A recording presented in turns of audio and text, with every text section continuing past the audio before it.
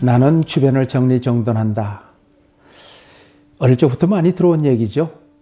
그런데 그때 들었던 내용은 서랍을 잘 정돈해라. 그리고 책상 정리, 방 정리, 집 정리, 그리고 학교에 오면 또 교실 정리. 이런 것들은 공간적인 정리, 물체적인 정돈이죠. 이제 여러분이 이만큼 성장했으니까 오늘은 정리정돈의 다차원을 한번 생각해 봅시다. 여러분이 꾸지람을 들었던 공간의 정리정돈이 있을 거고 또 시간의 정리정돈이라는 차원이 있겠죠. 그리고 또 시간에 영향을 주는 정보의 정리정돈이 있습니다. 그리고 이 모든 것의 원인이자 출발점이 되는 몸과 마음의 정리정돈이 있습니다.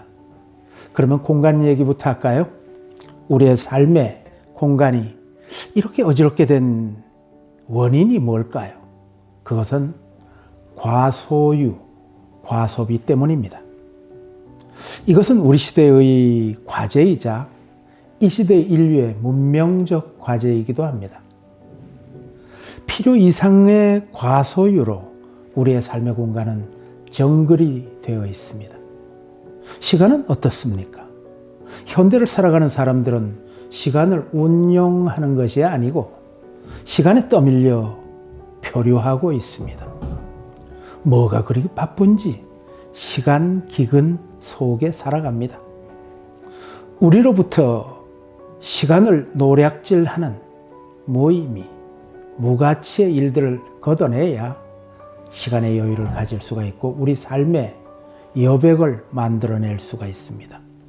우리의 뇌는 어떻습니까? 과잉 정보에 시달리고 있죠. 정보 과부하가 인지 과부하로 이어지고 있습니다. 뇌가 역량의 한계를 넘으니까 자기 통제력을 상실하고 스트레스에 시달리고 있습니다. 사람들은 이런 혼란성을 마주하면 처음에는 괴롭다가 시간이 흐르면 적응이 되고 편안해집니다. 어떤 사람은 어지러진 상태가 자연스럽고 좋다고 합니다. 어지러진 상태가 매력적이라고 이야기하는 사람마저도 있습니다. 과연 그럴까요?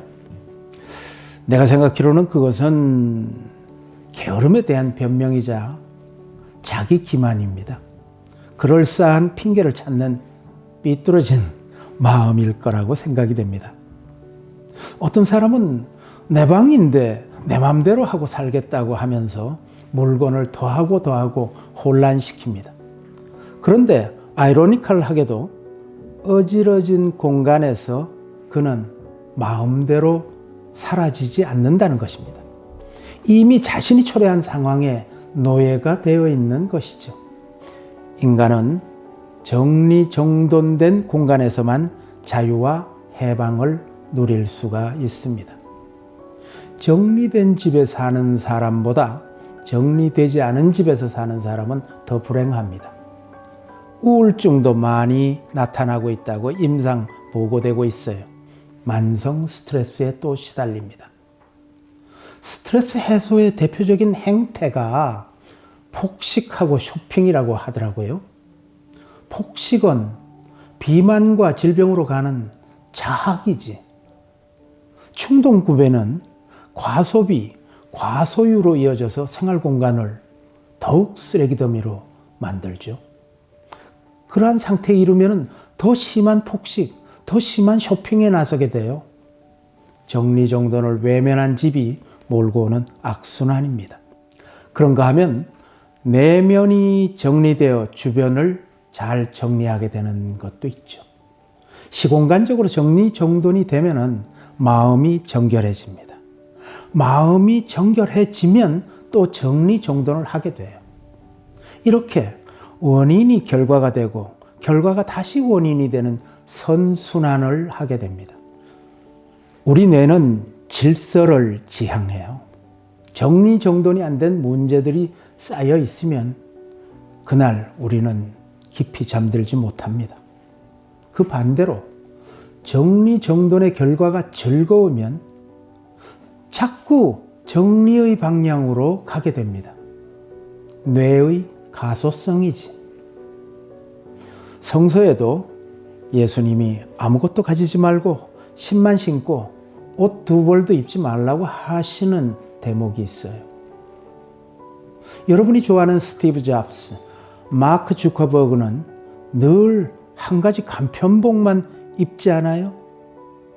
이 두 사람이 다 이 시대를 이끌어가는 세계적인 거부들인데 자신에게 꼭 필요한 최소한의 옷만 입고 있잖아요. 공간이든 시간이든 정보든 생각이든 필요한 최저한으로 국한하면 여백이 생겨나요. 그 여백이 자유를 가져다 주지. 그 자유가 창의성을 발화시키는 거예요.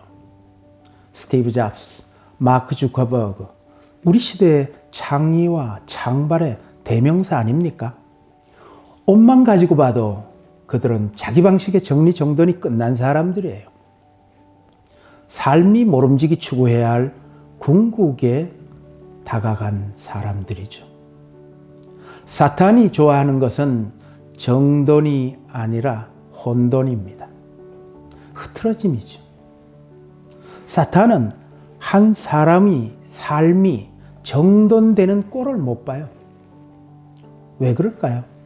인간은 삶이 정돈되면은 진리에 다가가기 때문이죠. 삶이 정돈되면은 자유를 획득하게 돼요. 이거는 사탄이 바라는 바와 정반대의 상태거든. 혼돈과 무질서, 흐트러지는 것을 획책하는 것이 사탄의 목표예요. 오늘 교장 선생님 말을 들으면서 정리정돈해야 되겠다 이런 생각이 좀 듭니까? 네, 그 결심이 흐려지면 안 됩니다. 자유를 위해, 해방을 위해, 창의를 위해 겨우 정리정돈하는 습관을 들였는데 되돌아가는 것은 공간과 시간과 사물의 노예 상태로 되돌아가는 것입니다. 자기 삶에 빛나는 승리를 포기하는 것이지. 결심이 습관을 만들고 습관이 운명을 바꿉니다. 정리정돈의 습관이 평생 여러분과 함께 하기를 바랍니다.